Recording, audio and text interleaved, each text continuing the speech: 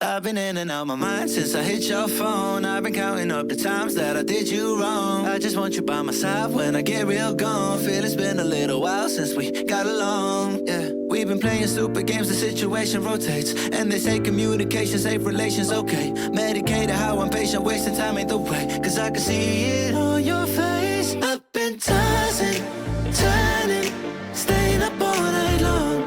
I've been calling, yearning, wondering what I did wrong.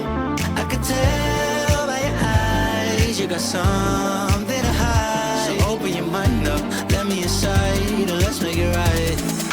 Tell me, baby, what's the problem? Cause I keep trying to figure it out. So, ito yung mga motor ni Benelli guys na available dito sa LYR Marketing Corporation. Meron silang classic guys, ano? So, this one guys is si Benelli Imperiale 400. So, itong motor na to guys ay expressway legal na since ito ay merong displacement na 400cc. Yung kinaganda dito guys, relax lang to dalhin, lalong-lalo na sa long ride kasi naka-sitting upright position kayo nito pag imamaneho nyo nito. At meron na din siyang malaking fuel tank capacity. Pagdating naman sa kanyang lights guys, ayan, since classic siya, naka-bulb type pa rin, turn signal is naka-bulb type pa rin. At ang kinaganda dito, pagdating dito guys, naka-inverted telescopic fork suspension na siya sa front with single disc and dual pat piston brake caliper, ano. So anyway guys, i-comment nyo sa baba guys kung gusto nyo gawan ko to ng review since hindi pa tayo nakapag-review ng mga motor ni Benelli. So ito yung side view niya, and kung mapapansin nyo, pagdating sa muffler niya guys, napakaganda. Classic na classic yung datingan. So for this month guys, ito ngayon ay merong updated price na. Ayan, kung bibilhin nyo ng spot cash, 238,000 pesos. Pero kung gusto nyo ng hulugan, meron siyang down payment na 59,500 at monthly sa 3 years na 8,925. Pero kung gusto nyo naman ng ibang monthly guys, meron silang mapagpipilian dito kagaya ng 12 months up to 24 months. So, pili na lang kayo dyan guys. Anyway, lalagay ko na lang yung address sa description box para po mas makapag-inquire kayo or makapunta na kayo dito sa store nila kung if ever interested kayo sa mga motor nila. Next, meron din po silang available dito guys na Benelli Luino 250. Itong motor na to guys ay hindi expressway legal, no? Pero kita nyo naman talagang malabig bike, no, yung itsura niya. This one is naka-inverted telescopic fork suspension with LED headlights and LED turn signal light. Naka-dual pat piston brake caliper na din siya. Ayan. So itong motor na to, medyo mababa lang yung seat height niya, no? So para sa akin, bagay na bagay ito sa mga lady rider na may height na at least 5'4", 5'3", kayang-kaya nyo na po itong itungkad guys kasi napakababa lang po niya. Ayan, no? So yung Benelli brand nga pala guys is from Italy. So ayan, talaga masasabi mong quality yung kanilang brand. So kung interested kayo dito kay Luino 250 guys, meron po itong spot cash na 210,800. Pero kung gusto nyo naman ng hulugan, yung down payment is 23,188 at monthly sa 3 years na 9,788 at rebates na 200. So comment down below guys kung gusto nyo itong gawan ko ng review at saka walkthrough kasi hindi ko pa po ito nare-review.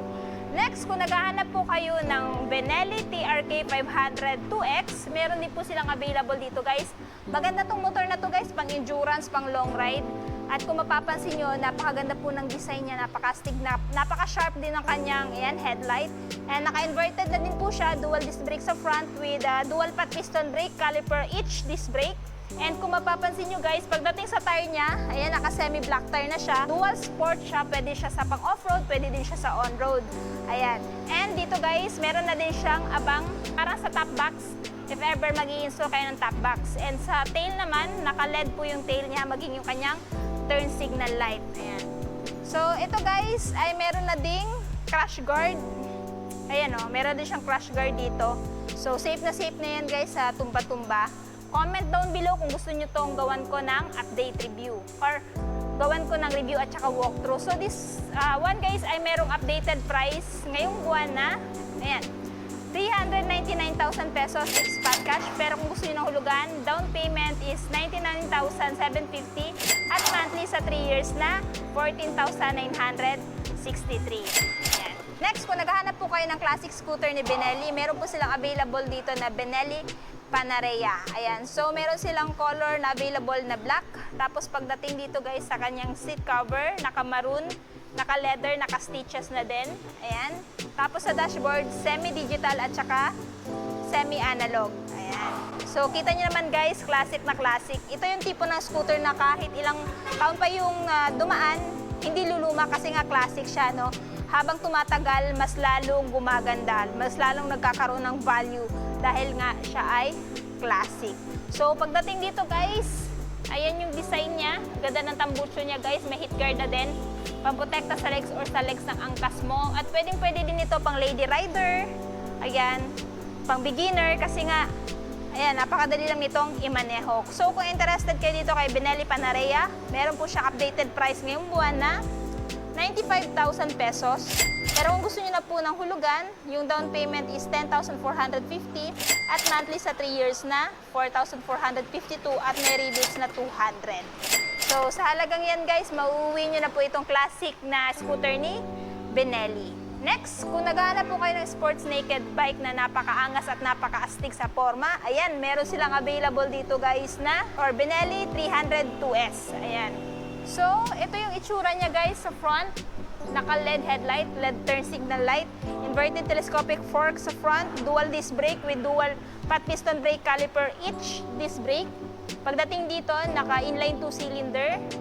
And pagdating sa suspension guys, ayan, kita nyo naman napakaganda, napaka-astig. So, makakaasa ka guys na napaka-smooth ng plane niya, lalong-lalo na sa cornering. Meron din siyang wide tire sa likod. And this one is Benelli yung brand. Pagdating naman sa tail, naka-LED, turn signal is naka-LED na din. So this one guys is pwedeng-pwede din sa mga lady rider, ayan, at sa gusto magkaroon ng ganitong klaseng motor, no?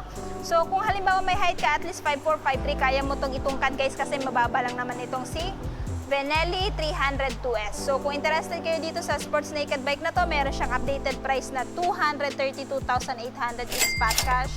Pero kung gusto mo ng hulugan, down payment is 25,608 at monthly sa 3 years na 10,802 at rebates na 200. Ayan guys. Nice. Cool. Next, kung naghahanap naman kayo ng underbone type na Benelli, meron din sila guys. Na-surprise ako kasi ngayon ko lang nalaman na meron din pala silang underbone type motorcycle, no? So, ito yung tinatawag nilang si Benelli RFS 150i. So, ito yung mga kalaban ni Sniper 155, Raider 150. Ayan. So, at saka ni Honda Winner X. So, kung interested kayo dito guys, meron itong spot cash na 95,800. Tapos kung gusto niyo ng hulugan, yung down payment is 10,538 at yung monthly naman sa 3 years na 4,489 at rebates na 200. Ang kinaganda dito kay Benelli RFS guys, napaka-sharp po ng design niya sa front. Tapos dito, kung mapapansin nyo, bibihira ka lang kakita ng isang underbone type na ganito yung kanyang air scoop, no, na design. Ayan guys, this one is for better aerodynamics din. Pasukan ng hangin dito, labasan dito. And for me, goods na goods yan para ma-maximize mo yung speed. And pagdating naman sa kanyang radiator, ayan guys. And naka-inverted telescopic fork na din pala siya. So kumpara sa ibang mga underbone type, mas advantage yung kanyang suspension kasi naka-inverted siya. Plus, meron siyang single disc with dual pat piston brake caliper. Kung naghahanap kayo ng small displacement na sports naked bike ni Benelli, meron silang available dito guys na Benelli 180S, color orange. So bagay na bagay din ito guys, pang lady rider, pang beginner. Ayan. And ang kinaganda dito, naka-inverted telescopic fork siya sa front with single disc and dual pat piston brake caliper. Sa headlight naman, naka-LED, turn signal naka-LED. Meron din siyang malaking fuel tank capacity. Ayan. And pansin ko lang din guys, no, pagdating sa mga motor ni Benelli, medyo may kababaan. So napaka-friendly niya sa mga Asian height.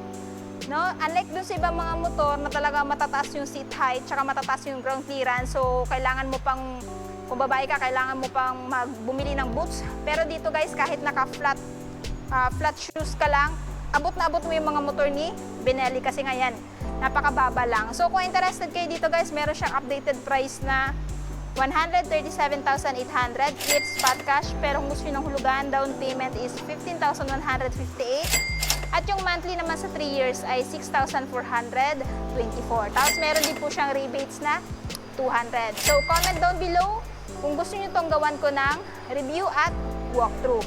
Next, Meron din silang available dito guys na Benelli VZ125i. Ayan. So, this one guys ay merong spot cash na, ayan, 72,800. Pero kung gusto nyo ng hulugan, down payment is 8,008 pesos at monthly sa 3 years na 3,429 at rebates na 200. So, itong si Benelli VZ125i guys, pagdating sa itsura, napaka-modern na din. LED na din yung kanyang headlight. Turn signal light is naka-LED na din. Equipped siya na single disc with dual pot piston brake caliper. Bibihira ka lang makakita ng isang scooter na 125cc na naka-dual pot. So meaning kahit wala siyang ABS guys, napaganda ng braking system nito. Ayan. Naka-mags na din yung kanyang gulong. And pagdating dito, meron din siyang footboard na kung saan pwede mo paglagyan ng mga pinamili mo. Meron siyang dalawang front pocket kaso nga lang wala siyang charging port. Pero naka-fully digital instrument panel naman yung kanyang dashboard. And sa tail, ayan guys, naka-LED, turn signal is naka-LED na din. And kung mapapansin nyo, para siya naka-full assembly. So wala ka nang poproblemahin guys kung aangkas dito yung boyfriend mo or girlfriend mo kasi nga wala na siya masasagi dito kasi napakalinis po ng design ng kanyang turn signal light. So, sa muffler naman, ayan. No? So, comment na lang kayo sa baba guys kung gusto nyo itong gawan ko ng detailed review at saka walkthrough since hindi pa natin to nare-review.